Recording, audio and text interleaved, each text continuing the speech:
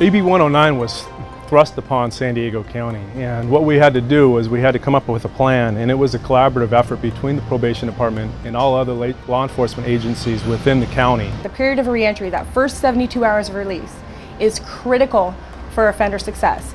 So the idea was to have a reentry center. The County of San Diego Probation Department submitted a request for information from treatment providers who wanted to do this, who had the facilities for it, who had experience with this population, who had a detox, a licensed detox, and had the space and the experience to work with this population as they come out of prison. We responded to an RFP for San Diego County Probation. We put together a package because it was the same population that Lighthouse had specifically been working with, which is the parole population. And I like thinking out of the box, and I wanted to make it happen. Well, Lighthouse was a critical member of the community of treatment here in San Diego County, and we felt it would be beneficial to partner with them based on their wealth of experience and knowledge in dealing with the treatment of offenders.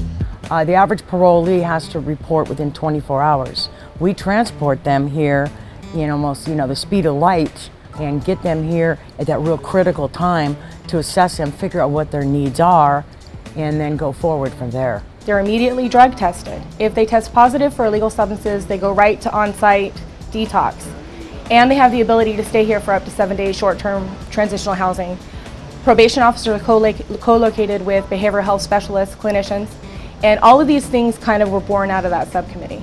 So what we did over the course of, I would say 16 months, was planning for that. Before it was, okay, we're going to lock up these individuals and put them in custody. We now realize we need to treat these individuals. We need to provide them with the services, link them, and continue to monitor them.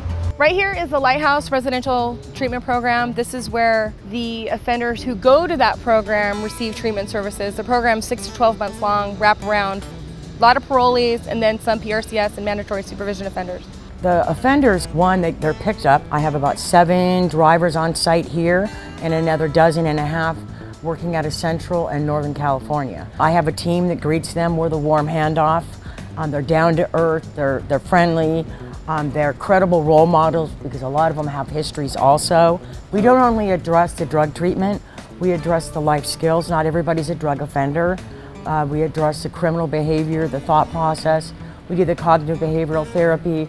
I made a decision to change my life, because the way I was acting in society today, I was acting like I didn't care. I listened and took suggestions from the counselors here at the Lighthouse, and I kept them in my everyday life. Since I'm out of society, I kept it in my everyday life. That's why I always stay in contact with them. I always call them. This is my support group.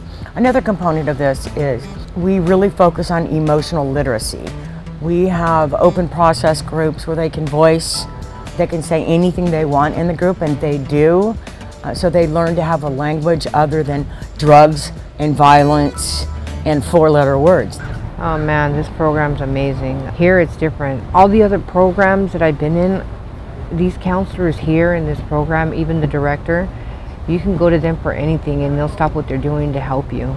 It's not wait, or it's not give me a minute, or they stop and they help us. We believe here that building authentic relationships is one of the most important components on everybody's part with probation, with the behavioral health service team, and the treatment team for Lighthouse.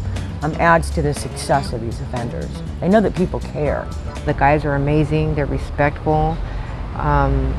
I could talk to them. I do what I have to do for me today, and I chose to stay clean because I want to live today, I don't want to die. I've been here going on 6 months now, so I'm going to do the 1-year program.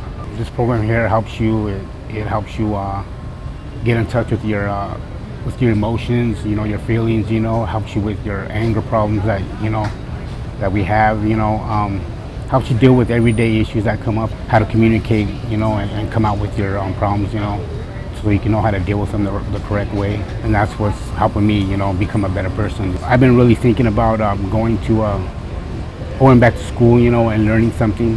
That's something I've never done, and change is good. And I realize that now. Okay, we're leaving the Lighthouse and going to the CTC side. So what we do is we require the people who are staying at the CTC to go to the different groups and they have their meals and do everything with the Lighthouse program. Right behind us is the CTC. This house was built in 1904. This is where my office is, the office of the behavioral health manager, and the interview rooms. Behind that is the staff area where all the POs do their screenings, do their paperwork, do the case notes, that kind of thing. And then located right there with the white door, that's the actual transitional housing component of the CTC, where we have up to 30 beds for male and female offenders who are coming back from prison. This is the actual interview area where the clinicians and the probation officers meet with the offenders after they arrive at the CTC for their assessments. Through the CCP, we made a decision to have a strong behavioral health role. So we contracted with HHSA, contracted with Optum Health to do the behavioral health assessments for the offenders returning to the community. So Michelle is contracted through Optum, through HHSA. One thing that Michelle's really focusing on is increasing coordination between probation and treatment, and takes a really active role in working with the harder cases, seeing people in jail, seeing people in the community, and looping everyone together to assist these guys. Okay guys, you ready to start the meeting? Every morning, first thing, the probation officers, the behavioral health specialists, and the Lighthouse staff meet and go over who is coming into the facility and who is in the facility and going over their preliminary plans. It looks like we have 6 guys coming in today. It's led by Senior Probation Officer Jessica Foy, and then on the other side of the week, Nathan Beecraft. He's here. He was released, we think, on Sunday. We're here 7 days a week during regular business hours. They do this every day. One thing that we found is that we really need to make sure everybody, the whole team, is on the same page with what's going on with each offender, particularly for the people who are staying here, and then also kind of to identify red flags for the people who are coming in. We don't have the ability with PRCS offenders to do a lot of pre-release planning. Sometimes we get packets the day before they're there, sometimes we get them a couple months in advance. So we do as much pre-release planning as we can, but the morning meeting is really an opportunity to go over everybody who's coming in, everyone who's leaving, and everyone who's staying. With the advent of AB 109, we've had a complete paradigm shift. It was anticipated to be completely chaotic, but because of the certain people that has collaborated with us, it's been an awesome team, very few obstacles. They've taught me their culture, I've taught them our culture, and we've come for a common purpose. And what we've learned is that when you bring multiple people together who have different skill sets, so a probation officer, mental health clinician, drug and treatment staff, drug alcohol treatment staff, physical health providers, and the offender, and you literally sit around the table and say, okay, we're all talking. These are the things that you need to do. The more people who talk and the more people who are on the same page, the less they can manipulate. They're going to have to address their issues. And so by setting that up from the beginning and then getting out in the community and ensuring this is being done, it's one thing that I think is changing the service delivery in the county. You know, we've made mistakes, but overall, the successes of our current program are evident through the reduction of recidivism within the county.